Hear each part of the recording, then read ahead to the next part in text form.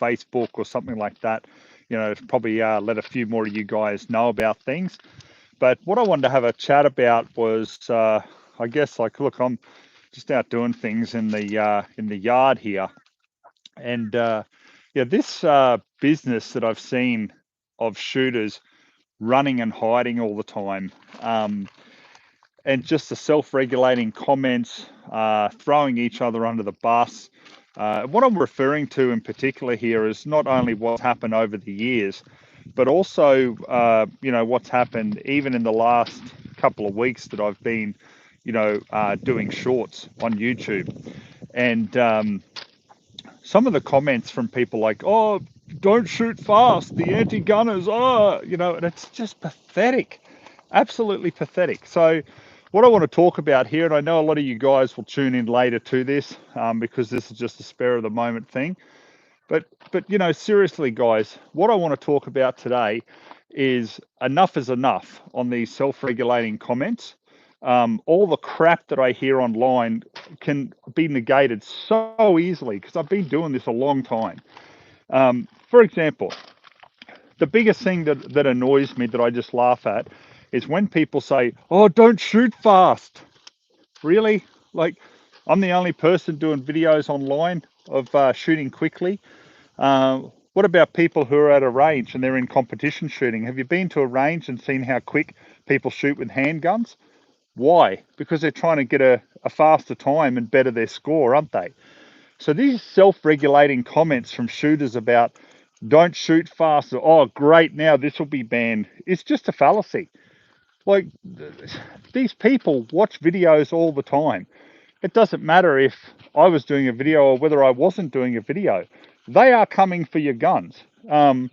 If you don't believe me, have a chat to WA shooters at the moment. See how things are going for them over there. Not good, and far from it. So what I want to talk about with that as well is, so with all the bans in WA, are we going to blame people who do long-range shooting?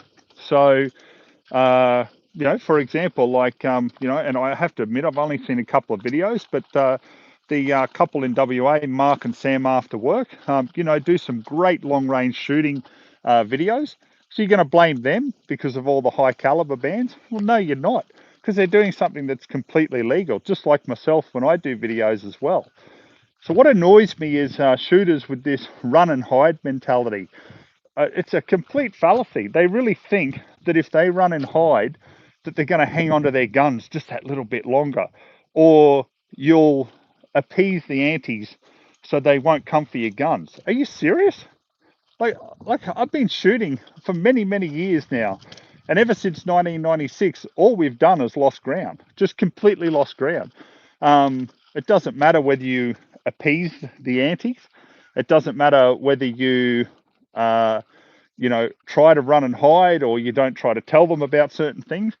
Like, they know the different action types that come into the country, because why? We have registration.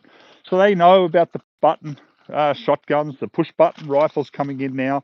They know about all the lever actions, all the rest of it like that. No matter what they do, guys, they will continue to come for your guns. So what can you do to stop that? Well, first of all, you can stop throwing each other under the bus. So if someone is doing something completely legal, like, for example, if they're shooting a pistol fast, or they're shooting a shotgun or something else like that fast, it's completely legal. The firearm's registered, they're licensed. What's the issue? That has been permitted by the government of the day for licensed shooters. So if you really think that, especially myself and other Australian YouTubers, like, if we stop producing videos and stuff like that, that the anti-gun groups are going to just give up, call it a day, and we'll see no more restrictions? Really? Like seriously, have a look since 1996 of what we've lost, guys. We had all the restrictions with regards to handguns, yeah? So minimum barrel lengths, limits to 10 round capacity, also caliber restrictions. So that was all there, obviously, for sports shooters. Staying on the handguns, we still had restrictions with them trying policy-wise to take the handguns off shooters who have got them for occupational uses. So farmers here in Queensland, they changed the minimum land size. Now this is policy, not legislation, from 500 acres to 5,000 hectares. And then I got everyone to write ministerial complaints about it.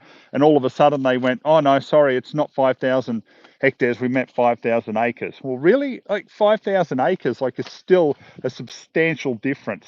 But at least I actually did something, like to try to push back at it. Otherwise, it would have been 5,000 hectares. Like, I just don't understand why shooters are so frightened and they don't want to do anything, and they self-regulate everyone. Like, if someone does something that they think, oh no, the antis won't like there's a handful of shooters that will just turn on other shooters and like sacrifice them to the anti-gun group. That's it. I just don't understand it, guys. It is like just absolutely suicidal in my view, because we will lose everything.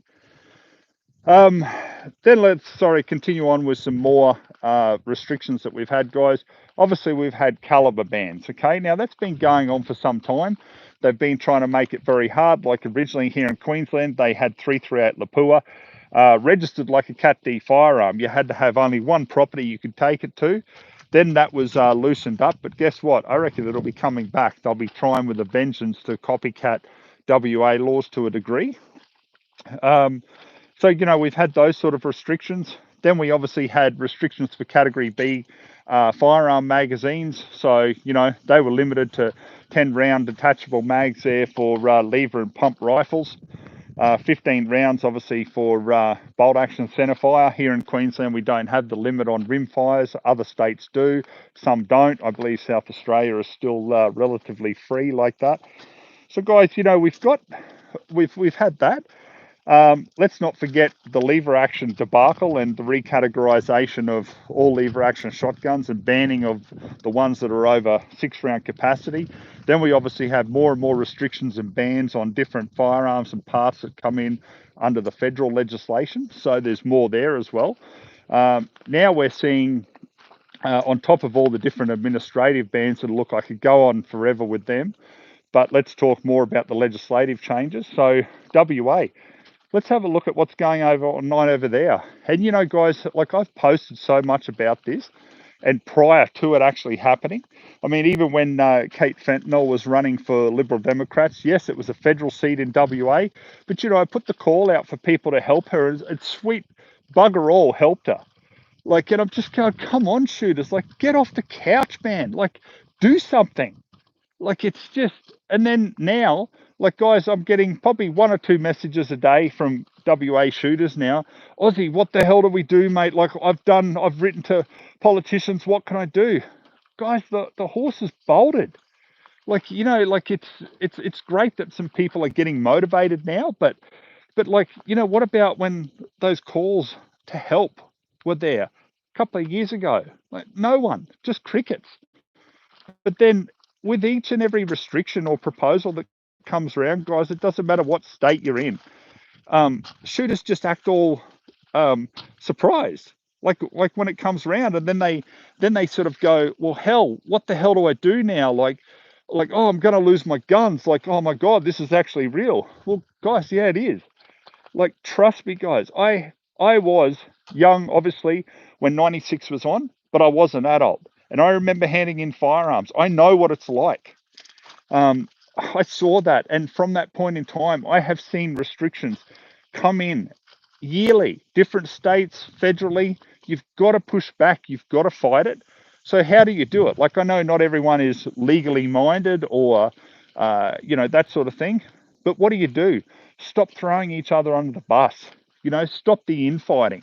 Like, for example, when I made a comment the other day about the Shooters, Fishers and Farmers party there and in WA, like, they're trying to do something. As I've said before, shooters will attack one single thing or a policy that a party who's trying to stand up for us, that they don't like. So it'll be just one single thing, and then they'll throw them under the bus, write them off, and then they'll go back to voting Labor. How's that working out for you in WA? I cannot believe the stupidity of shooters in general. Like, and then I had the Liberal Democrats come in, and then they said, well, Shooters, Fishers and Farmers Party have let shooters down. They've, vote for us, basically. And then I commented back to them, and I'm a big supporter of the Liberal Democrats, as you know. And I said back, I said, well, see, this is the exact example of what I'm talking about. The infighting, even with the political groups. The correct response would have been, look, if you want to vote for shooters, fishers and farmers, if we're elected as well, we would work happily with them to push back on any anti-gun legislation. That would have been the response to do. That's my view on it. Instead of just nitpicking straight back. And guys, like, I don't care if Shooters, Fishers and Farmers Party have supported Labor. I don't care. Like, small political parties have to support the big fish at times to get things through and to survive. Because then if they don't, if they take the hardline approach of, oh, we won't support them, we won't do anything, no, we're just going to go in their hardball, well, how are they going to get any support back? So, for example, like, say, hypothetically, right, you've got, say, 30 odd, 40 or 50 odd majority members in Parliament of whatever, say it's the LNP, say it's Labor, but you've only got, say, like 5 Shooters and Fishers or Liberal Democrats or Katter Party or One Nation or whatever. Like, it doesn't matter. They can put forward bills all day long and it will never, ever get over the line. So there has to be some political trading, So in other words, these smaller parties have to sign off on some bills and legislation of the majors if they can expect any support in return. That's how it works, So I just wish shooters would kind of wake up to what's really going on here, because this infighting and throwing each other under the bus, it's just, guys, it's not working. It is not working. And we are going to suffer so much, because you know what? We'll be going out, not even with knives soon, the way it's going. You'll be just going out and picking up a rock like it's the rock or the Stone Age to go out and try to do some hunting, for example. I don't want to see the passion that I love. I don't want to see that just die here in Australia. I have introduced literally hundreds of people to shooting, and I've taken the time out of my schedule to do that, to take the time to sit down with people, to explain to them about it, to get them into shooting so that they can see and enjoy the freedom and the fun that it brings. Whether you just enjoy going to the range to shoot some pistol, or whether you just like plinking on some private property, with a 22, or long range 308 or 300 Win or 338 Lapua as you think, or going out to your shotgun club and shooting clays, or if it's in states where you've still got bird hunting, who knows how long that'll last for. If that's your thing, I support every single one of them. Even, doing the feral pest control, and obviously I've got semi-autos. Not once have I ever gone, well, I'm a farmer, nobody else can have them, or I'm a feral pest controller, nobody else should have them. I'm still human, guys. Like, you cut me, trust me, I bleed. Like, I have, I have moments, I have ups and downs in life, just like everybody else. I am a human being just like everyone else. And therefore, I think that we should all be treated as the same. Why should I have access to semi-autos and you don't, for example? If you're a good law-abiding person, then my view is there should be no discrimination there because of the job you've got. Like, so if you're a feral pest controller, it's okay. But if you're, excuse me, volunteering and going out onto, some, excuse me, I am just getting over a bit of a flu. If you're going out onto a rural property and helping out, a farmer, well, why, for example, should you be limited to just Cat A and B firearms? So guys, look, as I said, a little bit of an unannounced broadcast, this one, but I was just out here finishing up some work in the yard, and I just thought, you know what, I've been really thinking about it, because this is where I think about a lot of my material. When I'm actually doing things like work around the farm, I go, okay, yeah, no, I'll do a video on that. The guys would probably like it. So, take this with a grain of salt, but please remember, like, when it comes down to it, we need to vote as one. There needs to be some serious organisation. And I'm going to address the elephant in the room here as well. A lot of people put a lot of crap on the SSAA, right? Now, I'm not going to stand here and advocate for them. I'm a life member, okay? So I'm speaking as a life member of the SSAA. I have been extremely disappointed in the past, here in Queensland especially, when I approached the SSAA for support when there was some extreme restrictions in the form of a bill when Anna Bligh was the Premier here. It was that insane that they wanted to have safe storage for cigarette lighters in the shape of a pistol. They wanted firearms to be fitted with a trigger lock to be able to go out to a range. There was a numerous amount of restrictions in there, and I fought really hard to push back on that. Unfortunately, I didn't get any support from the SSAA here in Queensland on it. But do you know what? Like, that doesn't mean that I would write them off in the sense of, how can I put this? If they're making some effort, I will 100% stand behind them. Are they making a lot of effort? Well, I don't know, because I don't have a lot to do with them anymore. But you know what? I'm still not going to write them off. I'm going to use them for their capability to reach out to various shooters and that network there, and excuse me, and support any efforts that they try to push back against any anti-gun legislation. Like, for example, WA, where they, excuse me, like I said, I'm just getting over the flu, where they push back against the legislation in the sense of they wanted more time to extend a consultation, right? At least it was something, and I supported that. So I will stand here and say I will always support the SSAA with an initiative to push back against any anti-gun legislation, because I will support anyone who tries to push back, whether it's a little amount or a massive amount. So my view on it is, I believe that shooters union are a big future for a lot of people. We need to expand, and we need to centralise that as much as we can in every state. We've got to come up with proactive approaches to stand together and unite, because if we don't do that, guys, we're finished. We are absolutely finished. And like I say, that's not just a prediction. That's going on experience from the last how many years since 1996 now. We're not doing too well, if you haven't noticed.